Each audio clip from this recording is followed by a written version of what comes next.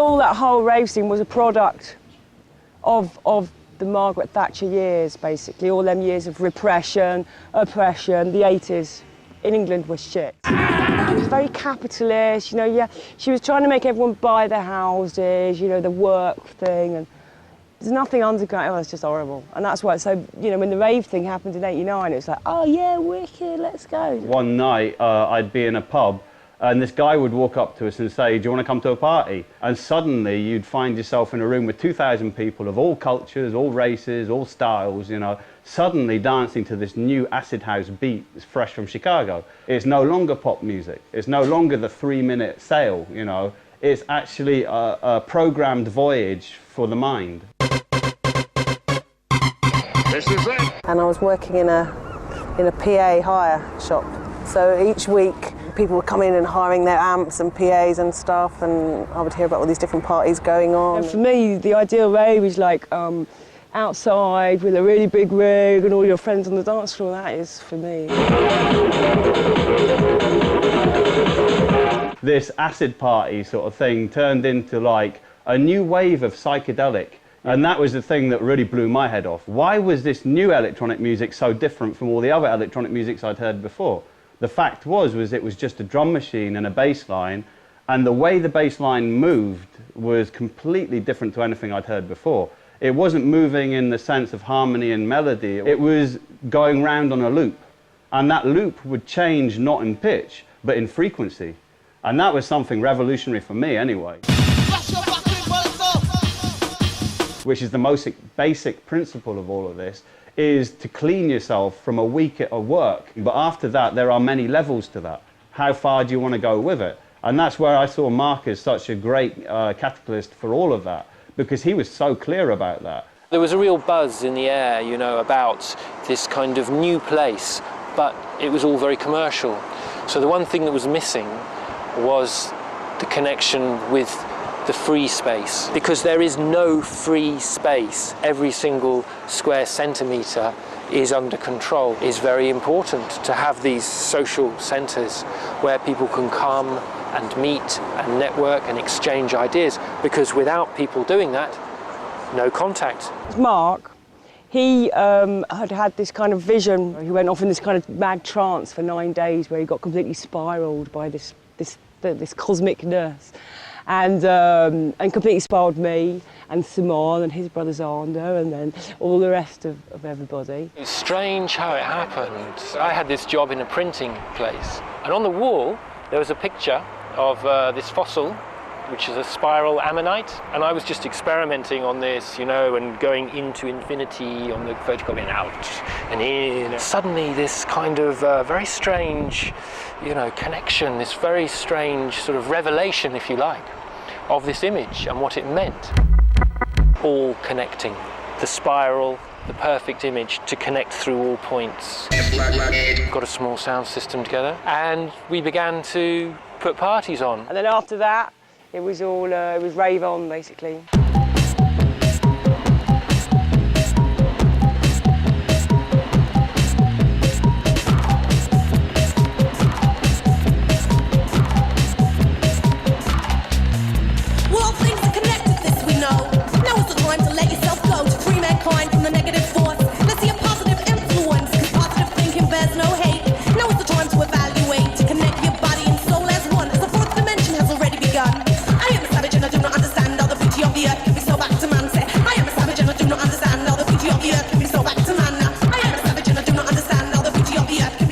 I go to this first ever Spiral Tribe party, and it's like back, you know, this acid house music, you know. For me, being already a bit of a mushroom adept at that time, it was perfect. We're all just going, wow! This mad, cosmic spiral trip would all be just totally spiraled. It was wicked with the music and everything else, you know, you're just going, yeah, we can change the world. In hindsight, I think we were very utopian, you know what I mean? And that's the spirit of those times. Anything goes, anything can happen, and we're going to push the button, and why not revolution? We let down all the barriers. We allowed it to have its own life. That was kind of difficult, you can imagine, but incredible at the same time. It was a very hard life, living on the road, doing the parties continually. Each individual person starts to realise that it's less important to get caught on the material, and it's less important to get the career and the job and all these kind of things, and much more important to discover what you are. Just being free in thinking and dancing. The first one was Longstock. It was the displaced Stonehenge. They didn't want these people coming into Wiltshire and occupying the area around Stonehenge. It became a spiritual realisation. We were out in the nature, in the environment, and we were going to continue to whatever end. We realised that we would not return to the lives that we were living the day before. That was a key moment of no return. Wake up.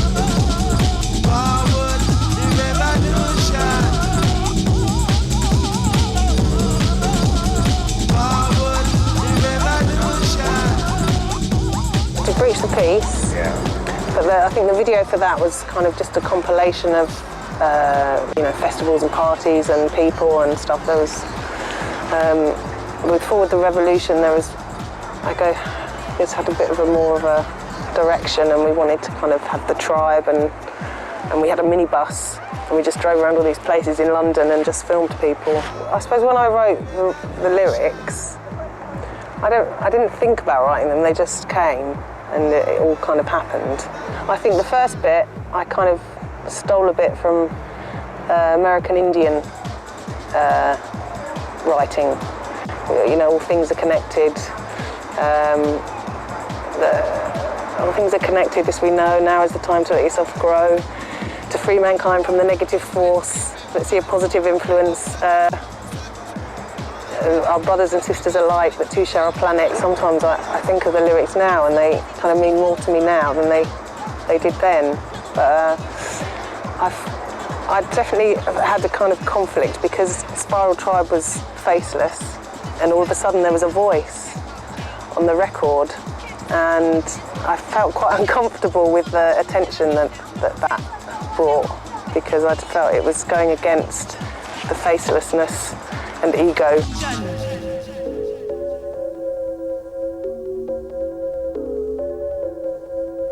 You might stop the party, but you can't stop the future. You might stop the party, but you can't stop the future. You might stop the party, but you can't stop the future. You might stop the party, but you can't stop the future. You might stop the party, but you can't stop the future. You might stop the party, but you can't stop the future. You might stop the party, but you can't stop the future. You might stop the party, but you can't stop the future.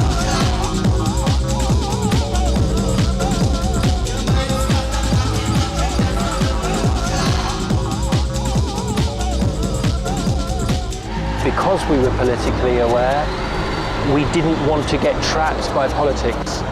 Because if you fight politics with politics, it's fighting fire with fire. Is on the way.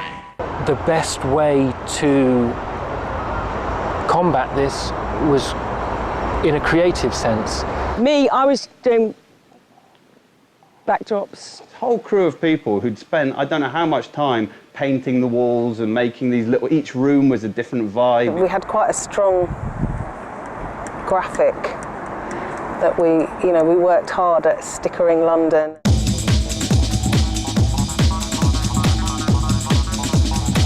That people feel comfortable when they see something familiar. Take an area, a large empty warehouse, and to have these new symbols of what this free space represented, the more minimal the better. Spiral Tribe. When you then saw the symbol again, it represented that. The message is in the music. And if it was successful, it represented that free space, fucking noise, you know? And the name Spiral Tribe was kind of resonating around parties. And as I say, it just started from doing really small little squatted events that just became massive, huge, totally illegal parties with the police following us all around the countryside every weekend. And that ended up in Castle Morton, where we all got arrested. We got a telephone call from Bedlam. What are you doing, hiding in the forest, blah, blah, blah. So we jumped back in the buses and got in the trucks. We had a party there for a few days. We were surrounded by these police. You hear this signal? And they attacked us. It was meant to shake you up, to disturb you psychologically. See what they're doing to us! As well as physically. So we left from here. We were chased by a police helicopter out. And all the travellers and everybody just being chased around the country by the police. It turned out that there was a conspiracy to stop Spiral Tribe doing what they were doing. Has the operation gone as you expected? Yes, I think so. The chief superintendent pulled me aside on the steps. This person's not allowed to talk to me, and he just whispered in my ear. He said, I want you to understand this is nothing to do with us. This is a political stitch-up. They took the sound system, they took the trucks, they took everything we own. Seeing policemen waving and smiling, you know, it was a little bit sinister, really. We were charged with conspiracy. I mean, after they arrested us, we were 2 weeks on the steps of the police station, and we had a protest. 2 years that court case went on. It was one of the biggest court cases in this country ever. The jury found us innocent, all of us innocent of any crime. What have we done? We just turned up at a party.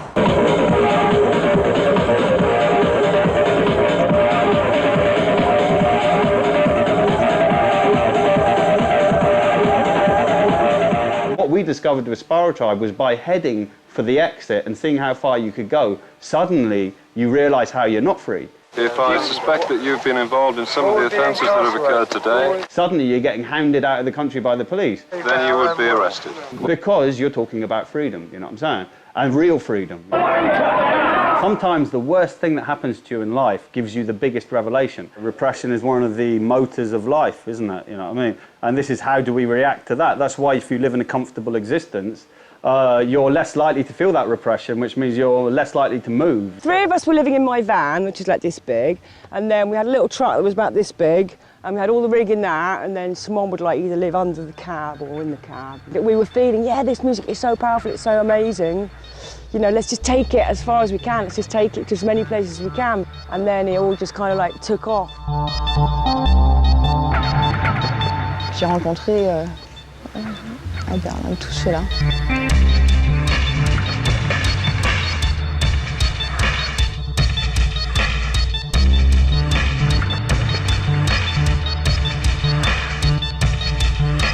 D'abord, c'était Potsdamer Platz. Camp Traveler, c'était entre les deux murs. Moins 17 dans un bus, la glace à l'intérieur, des vitres, pas grand-chose à manger, le feu au milieu de la neige pour se cuire et tout ça. On n'arrive même plus à ouvrir les portes parce que c'était glacé. Criminal drug evasion.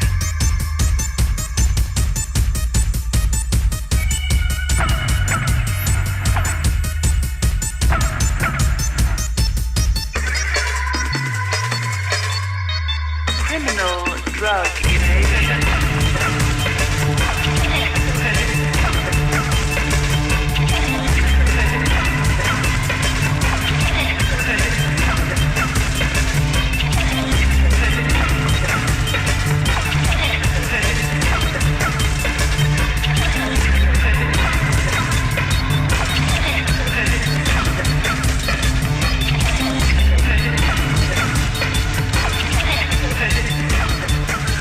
La mission de départ quand ils étaient à Berlin, c'était partir sur la Russie. Ceux de la traque qui étaient convoqués en Angleterre pour Castle Morton, c'était ceux qui voulaient partir sur la Russie. Ils sont plus ou moins pas revenus à ce moment-là. Et nous, pendant ce temps-là, on s'est organisé partir sur la Tchécoslovaquie et faire le premier Technival en Tchèque.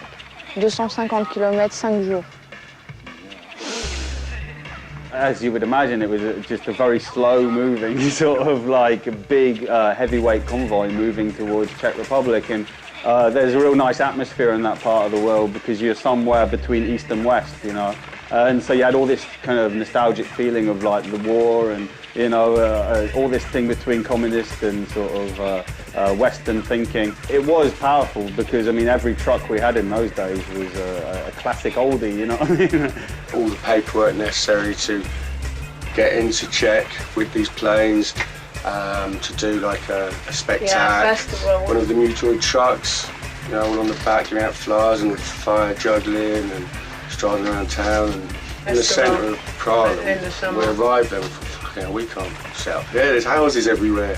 For Czech, you know, they'd never seen anything like that. You know, it was like just after the revolution.